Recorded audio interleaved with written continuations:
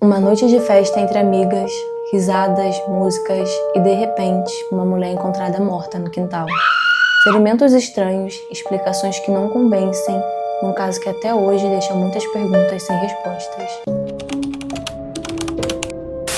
Tamala Rushford nasceu em 10 de outubro de 1978 em Kingston, capital de São Vicente e Granadinas, no Caribe. Ela tinha uma irmã chamada Summer e pouco se sabe sobre a infância dela. Em 1989, quando ela tinha 11 anos, a família dela se mudou para Nova York em busca de melhores oportunidades. Mais tarde, já na Flórida, ela conheceu Leander, com quem se casou, e ele já tinha uma filha de um relacionamento anterior e juntos os dois tiveram mais 5 filhos. Tamala foi descrita como uma mulher extrovertida, carinhosa e muito dedicada à família. Com o tempo, o casal se mudou para Forsyth County, na Geórgia, uma região de classe média de população majoritariamente branca, historicamente marcada por episódios de racismo. Mesmo assim, a Tamala se adaptou rapidamente, tornando-se voluntária na escola dos filhos e fazendo amizade com outras mães, especialmente durante os jogos de futebol. Em outubro de 2018, uma das mulheres que a Tamala teria feito amizade, a Jean Myers, convidou ela e outras mulheres para uma festa de pijama que ocorreria no mês seguinte, no dia 3. O intuito dessa festa era que as mulheres pudessem beber, se divertir, relaxar,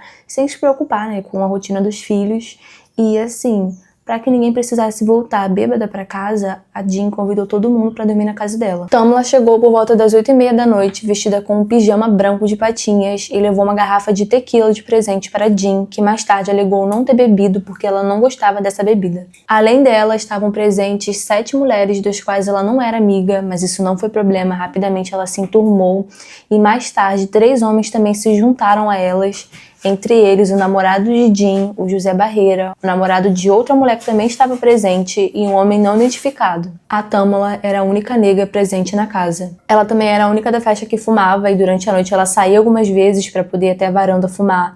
E testemunhas também teriam dito que ela teria usado maconha, o que incomodou o José e fez com que a Jean pedisse ela para parar. E eles também disseram que durante a noite ela foi a única que ficou bebendo sozinha até tarde. Por volta das 11h30 da noite, 2 mulheres foram embora porque elas tinham compromisso no dia seguinte e as demais permaneceram na casa para dormir, incluindo a Tamala. Às 1h30 da manhã, a Jean e o José vão pro quarto dormir e cerca de 15 minutos depois, outra convidada, a Bridget Fuller, teria deixado a casa acompanhada de seu marido, que teria ido até lá buscá-la. Ela afirmou ter sido a última pessoa a ter visto a Tamala viva quando ela saiu e a Tamala estava na cozinha e disse que comeria alguma coisa e fumaria mais um cigarro antes de se deitar. Na manhã seguinte, por volta das 8h45, a Madeleine Lombard, a tia da Jean e moradora da casa, ela não teria participado da festa na noite anterior. Ela vai até a cozinha tomar café e quando ela olha para fora, ela vê no quintal uma mulher de bruços caída no chão. E essa mulher também estava vestindo um pijama branco com patinhas, o mesmo pijama que a Tamala teria usado durante a noite anterior. E nesse momento ela sobe até o quarto da Jean, o José tinha dormido lá, então ela dá a notícia aos dois juntos do que ela tinha visto lá embaixo. Porém, ela não se refere a Tamala pelo nome dela, mas sim por um apelido que seria sua amiga das ilhas. A Tamala, como eu falei lá no início do vídeo, ela era de origem caribenha.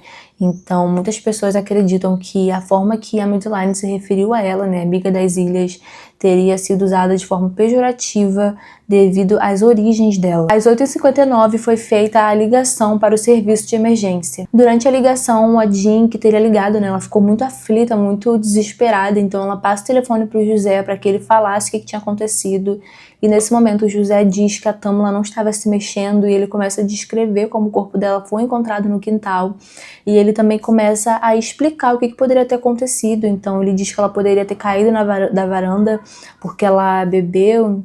E aí, assim, o detalhe dessa questão é que nenhuma pergunta sobre como ela teria sido morta foi feita e mesmo assim ele já estava se preocupando em explicar. É perguntado se tinha sangue ao redor do corpo dela ou se ela estava respirando e eles não souberam responder porque até aquele momento eles não teriam ido até o corpo dela para checar o estado, o que gera alguns questionamentos até hoje porque ela teria sido dada como morta antes mesmo de alguém ir até o corpo checar se ela de fato estava morta. E também ninguém teria chamado uma ambulância até o local. Por volta das 9h07 da manhã, a polícia chega até a casa da Jean e a Tamala é dada como morta ainda no local. O responsável pela investigação foi o xerife do condado de Forsyth e a princípio a morte dela foi tratada como um acidente.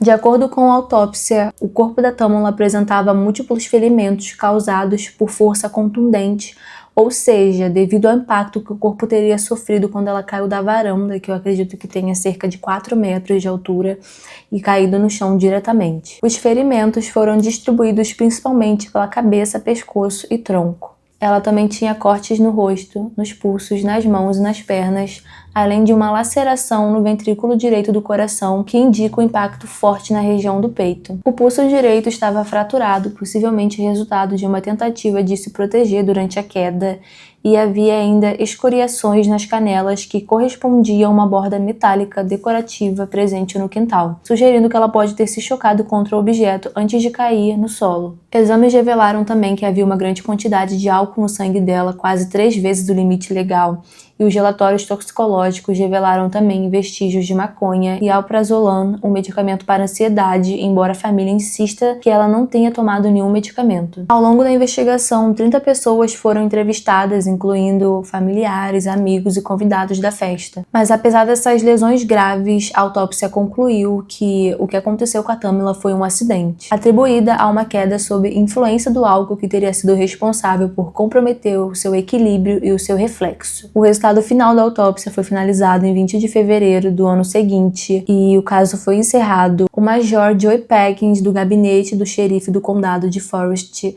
declarou que nenhum dos ferimentos que ela tinha correspondia a crime. Porém, familiares e amigos contestaram a versão oficial, destacando diversos pontos suspeitos. Nenhum som de queda foi ouvido por quem dormia no andar de baixo. As mãos e pulsos de Tamela estavam machucados, sugerindo tentativa de defesa, e parece que havia pouco sangue no local para a lesão em seu pulso, o que fez com que surgissem questionamentos se esse ferimento teria acontecido antes ou depois da queda. O relógio e o celular dela foram encontrados em lugares diferentes. Uma das testemunhas, ao que tudo indica, o José, namorado da Jean e funcionário do gabinete do xerife, após 2 meses da morte da Tamela, acessou ilegalmente o relatório do caso e acabou sendo demitido. Supostamente, pouco depois ele foi encontrado morto, em circunstâncias tratadas como suicídio, mas sem confirmação oficial pública. Além disso, a cena do crime não foi preservada e nenhuma das pessoas presentes no local teve seu celular apreendido para análise. Aparentemente, naquele momento, 2 pessoas estavam com 2 celulares novos